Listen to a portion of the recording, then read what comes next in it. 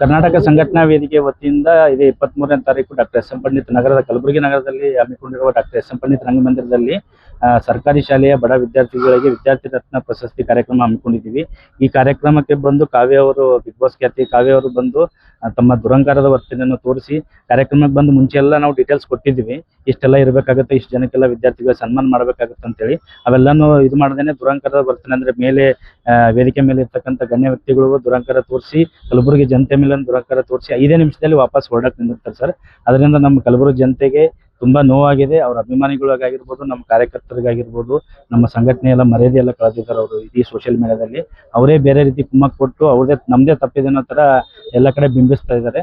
So ಇವರು ಕಲಬುರಗಿ ಜನತೆಗೆ ಆಗಿರ್ಬೋದು, ವೇದಿಕೆ ಮೇಲೆ ಇರ್ತಂತ ಗಣ್ಯ ವ್ಯಕ್ತಿಗಳಿಗಾಗಿರ್ಬೋದು ಬೇಷರ ಕ್ಷಮೆ ಯಾಚಿಸ್ಬೇಕಂತೇಳಿ ಈ ಮೂಲಕ ಸ್ಟೇಜ್ ಮೇಲೆ ಮೈಕ್ ಕಸ್ಕೊಂಡು ಯಾರು ಮತ್ತೆ ಅವ್ರ ಅಭಿಮಾನಿಗಳು ಯಾರು ಫ್ರೇಮ್ ಕೊಡ್ತಾರೆ, ಫ್ರೇಮ್ ಕೊಡ್ತಾರೆ.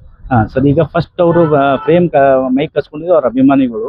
ಮೇಲ್ಗಡೆ ಎಲ್ಲ ಬಂದು ಬೌನ್ಸರ್ಸ್ ಇದ್ರು, ಪೊಲೀಸರು ಇದ್ರು ಕೂಡ ಅವ್ರಿಗೆಲ್ಲ ಹಿಂಗ ನೂಕಿಸಿ ಮೈಕ್ ಕಸ್ಕೊಳಕ್ ಬರ್ತಾರ. ಅವ್ರು ಏನಕ್ಕಂದ್ರೆ ಎದುರುಗಡೆ ಬಂದು ಮಾತಾಡ ಅಂತ ಹೇಳಕ. ಅದಾದ್ಮೇಲೆ ಇವರು ಇದೇನು ಫ್ರೇಮ್ ಕೊಟ್ಟಿದ್ದು ನಮ್ದು 4-5 ವಿಡಿಯೋಸ್ಗಳು ಇದೆ ಸರ್ ನಮ್ಮ ಹತ್ರ. ಫ್ರೇಮ್ ಕೂಡ ಇದೇ ಕಾರಲ್ಲಿ ಇದೆ, ಬಂದು ತೋರಿಸ್ತೀನಿ. ಇನ್ನು ಆಕ್ಚುಲಿ ಬೇರೆ ಪ್ರೆಸ್ ಮೀಟ್ ಅಲ್ಲೂ ತೋರಿಸಿದ್ದೀನಿ. ಫ್ರೇಮ್ ಕೂಡ ನಮ್ಮ ಕಾರಲ್ಲೇ ಇದೆ. ಅವ್ರ ಫ್ರೇಮ್ ಸಹಿತ ಬಿಟ್ಟು ಹೋಗಿಲ್ಲ.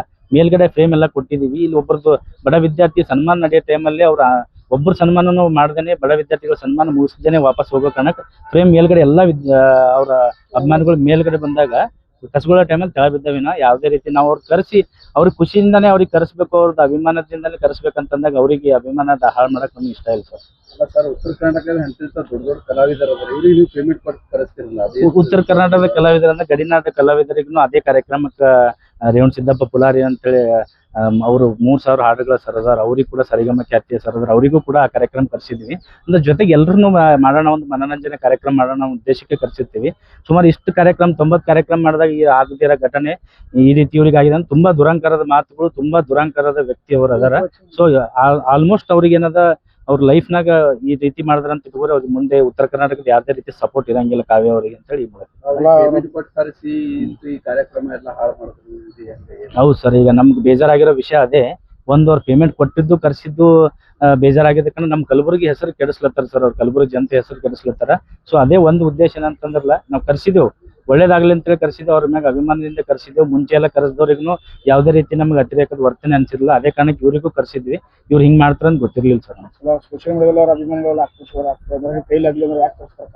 ಕೈಲಾಗಿಲ್ಲ ಅಂತಂದ್ರೆ ನಾನು 90 ಕಾರ್ಯಕ್ರಮ ಮಾಡ್ತಿದ್ದಿಲ್ಲ ಸರ್. ಇವ್ರಕ್ಕಿಂತ ದೊಡ್ಡ ದೊಡ್ಡವ್ರು ಕರ್ಸಿದ್ವಿ. ಅಂದ್ರೆ ಯಶ್ ಅವ್ರು ಬಂದಿದ್ರು, ಬೆಳ್ಳಿತೆರೆ ಯಶ್ ಅವ್ರು ಬಂದಿದ್ರು, ಮತ್ತೆ ಇವ್ರು ಪ್ರಜ್ವಲ್ ದೇವರಾಜ್ ಬಂದಿದ್ರು, ಗಣೇಶ್ ಅವ್ರು ಬಂದಿದ್ರು, ರಾಜೇಶ್ ಕೃಷ್ಣನ್, ವಿಜಯ್ ಪ್ರಕಾಶ್, ಸುಮಾರು ಹೇಳ್ತಾ ಹೋದ್ರೆ ಸುಮಾರು ಹೆಸರುಗಳಿದೆ. ಅವ್ರಿಗೆಲ್ಲ ಕರೆಸಿ ಕಾರ್ಯಕ್ರಮ ಮಾಡಿ ಹ್ಯಾಂಡಲ್ ಮಾಡಿದೀನಿ ಅಂತಂದ್ರೆ ಇವ್ರಿಗೆ ಕರೆಸಿ ಹ್ಯಾಂಡಲ್ ಮಾಡೋಂಥ ಕೆಪಾಸಿಟಿ ನನ್ನ ಬಳಿ ಅದ.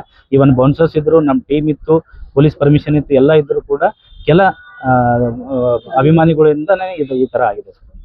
ಅದಕ್ಕೆ ಬೇಸರವಾಗಿನೇ ಅವರು ಅಭಿಮಾನಿಗಳ ಅಲ್ಲಿಂದ ಕಾರ್ಯಕ್ರಮದಿಂದ ಹೊರಗಡೆ ಹೋಗಿತ್ತು ಸರ್. ಮುಂದೆ ಏನಿಲ್ಲ ಮೇಡಮ್ ಸರ್, ಅವರು ನಮಗೇನಾದ ಕ್ಷಮೆ ಯಾಚಿಸಬೇಕು. ಕಲಬುರಗಿ ಜನತೆಗೆ ಸ್ಪೆಷಲಿ ಇಲ್ಲಿ ವೇದಿಕೆ ಮೇಲೆ ಇರ್ತಕ್ಕಂಥ ಗಣ್ಯ ವ್ಯಕ್ತಿಗಳು ಎಷ್ಟೇ ರಿಕ್ವೆಸ್ಟ್ ಮಾಡಿದ್ರು ಕೂಡ ನಿಂದಿರ್ಲಿಲ್ಲ. ಅವರಿಗೆ ಮತ್ತು ಕಲಬುರಗಿ ಜನತೆಗೆ ಕ್ಷಮೆ ಯಾಚನೆ ಮಾಡ್ಬೇಕು ಸರ್. ಇಲ್ಲಾಂದ್ರೆ ಉಗ್ರವಾದ ಹೋರಾಟದ ನಾವು ಪ್ರೊಡ್ಯೂಸರ್ ನಾನು ಆಸ್ ಎ ನಿರ್ಮಾಪಕ ಆಗಿದ್ದ ಕಾರಣ ಪ್ರೊಡ್ಯೂಸರ್ ಅಸೋಸಿಯೇಷನ್ಗೂ ಕಂಪ್ಲೇಂಟ್ ಮಾಡ್ತೀನಿ. ಜೊತೆಗೆ ಏನಾದ ಬೆಂಗಳೂರದಾಗೂ ಪ್ರೆಸ್ ಮೀಟ್ ಮಾಡ್ತೀನಿ, ಅಲ್ಲಿ ಉಗ್ರವಾದ ಹೋರಾಟ ಮಾಡ್ತೀನಿ. ಗುಲ್ಬರ್ಗಾದಾಗೂ ಕನ್ನಡ ಪರ ಸಂಘಟನೆಗಳ ಒಕ್ಕೂಟದಿಂದ ಒಂದು ಉಗ್ರವಾದ ಹೋರಾಟ ಮಾಡ್ತೀನಿ ಅಂತ ಹೇಳ್ತೀನಿ.